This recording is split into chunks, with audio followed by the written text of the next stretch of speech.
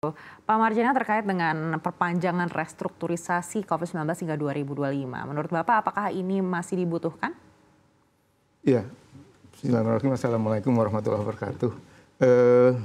Tentu apa yang dirancang diusulkan oleh Presiden, ada dasarnya pastinya ya. Melihat data ekonomi, melihat data restrukturisasi yang sekarang masih ada, dan tadi juga Mbak Nega sampaikan bahwa masih ada beberapa segmen UMKM yang membutuhkan hal itu. Saya kira ini harus kita sambut dengan baik ya. Secara umum begitu ya, walaupun mungkin individually mungkin bisa beda-beda. Setiap bank mungkin bisa berbeda dalam merespon itu, tetapi secara umum ini harus kita sambut dengan baik. Baik, dari Bank Mega Syariah sendiri, apakah masih membutuhkan restrukturisasi tersebut saat ini? Jujur saya katakan bahwa Bank Mega Syariah secara umum sudah berhasil menyelesaikan restrukturisasi terkait dengan COVID, dan sisanya itu masih sangat sedikit ya, tidak sampai 0,5%, sehingga tidak sampai 1,5%, sehingga menurut saya ini bisa diselesaikan dengan program restrukturisasi yang normal saja.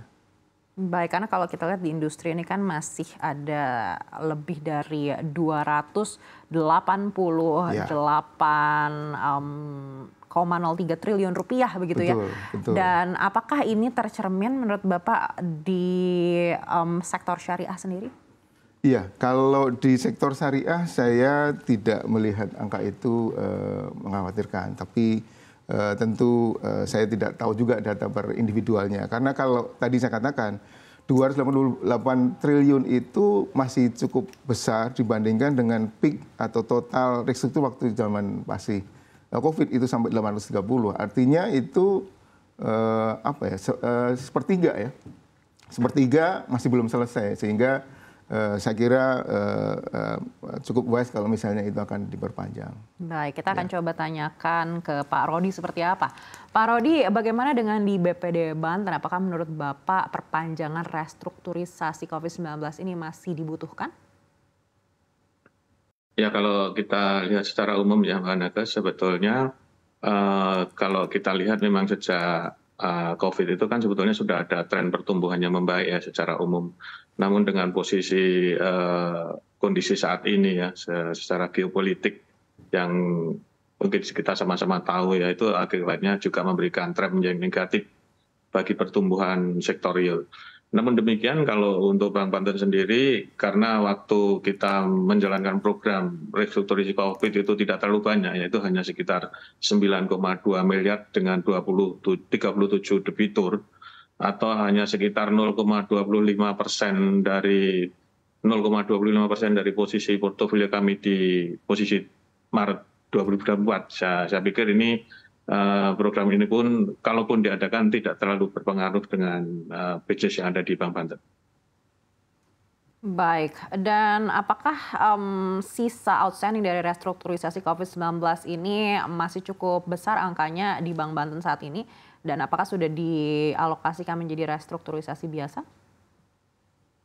Ya, dari total 9,27 itu sebetulnya yang 2 miliar sudah posisi keadaan lancar kembali ya, sedangkan sisanya di angka 7,2 itu sebagian memang masih ada yang non-performing, namun sudah kami kembalikan ke restrukturisasi secara normal. Demikian juga dari angka 7,2 itu kami coba masih identifikasi kembali ya, mana-mana yang bisa kita lakukan perbaikan atau untuk kita restrukturi ulang secara normal gitu Pak. Baik, untuk sektornya apakah ada sektor khusus Pak yang mungkin masih terdampak atau perlu mendapatkan perpanjangan restrukturisasi, atau ini benar-benar tergantung masing-masing debitur?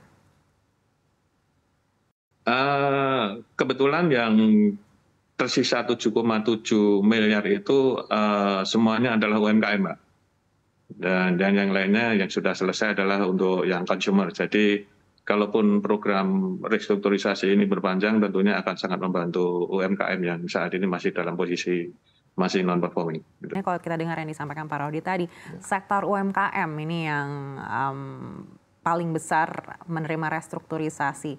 Dan bagaimana dengan di Bank Mega Syariah? Apakah sama sektor UMKM juga? Ya, Eh, Kalau kita ngelihat data nasional itu kan 75% restrukturisasi COVID itu kan UMKM. Dan memang terrefleks juga di Bank Mega Syariah.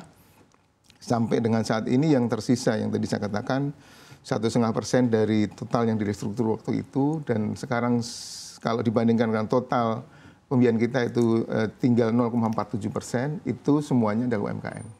Baik, artinya memang restrukturisasi ini lebih baik dilanjutkan hanya untuk sektor UMKM saja, tidak semua sektor, atau menurut Bapak harus juga diperluas ke sektor lain selain UMKM? Iya, kalau berdasarkan data yang COVID, maka UMKM menjadi fokus. Tetapi kalau mau diperluas tentu akan jadi lebih baik, karena seperti yang disampaikan tadi Pak Yudo tadi, bahwa ini kan kaitannya adalah dengan kondisi ekonomi. Jadi tidak semata-mata sekarang lagi itu impact dari COVID saja. Kalau impact dari COVID saja sebetulnya jumlahnya tadi sudah terukur. Tapi bisa jadi ini akan menjadi lebih buruk karena kondisi eksternal yang juga belum membaik. Baik, efek untuk bank sendiri dengan adanya restrukturisasi ini seperti apa? Ya, dengan adanya relaksasi diperpanjang ini efeknya ada dua. Satu, mengenai kualitas pembiayaan atau kualitas kredit bank itu akan menjadi lebih longgar karena penilaian kualitas tidak hanya didasarkan oleh ketepatan pembayaran saja. Kalau di kondisi normal harus dilihat mengenai bagaimana prospek, bagaimana kemampuan keuangan atau 3 pilar. Sedangkan dari relaksasi ini hanya dilihat 1 pilar aja, ketepatan membayar, dan itu pun ada keringanan begitu dari struktur dia menjadi current. Satu.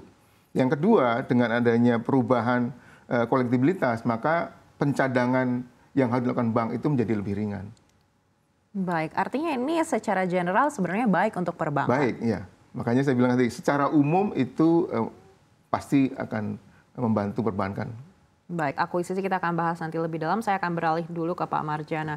Pak Marjana, bagaimana dengan di Bank Mega Syariah dari segi DPK dan juga pembiayaan? Apakah ini sama seperti yang berada di industri? Iya, alhamdulillah kalau secara month to date maupun year to date, baik DPK maupun pembiayaan atau kredit kami bertumbuh. Baik, seperti apa pertumbuhannya? Apakah sudah sesuai target atau justru melambat dibandingkan target?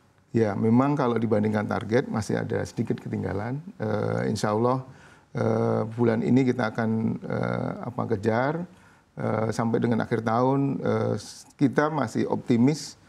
Kita canangkan pertumbuhan tahun 2024 ini double digit di pembiayaan itu bisa tercapai. Baik, terkait dengan double digit di pembiayaan yang menjadi target Bank Mega Syariah di akhir tahun, sektor apa yang saat ini mungkin menjadi sektor yang paling diharapkan Bank Mega Syariah? Memang agak spreading, tapi ada beberapa sektor yang sekarang kita lebih fokuskan. Satu di bidang pendidikan, kemudian pembiayaan terkait dengan jasa-jasa masyarakat, misalnya rumah sakit. Kemudian juga kita juga masih meneruskan yang sebelumnya terkait dengan pembiayaan kepada konsumer. Kemudian ya UMKM tentu juga menjadi fokus kita.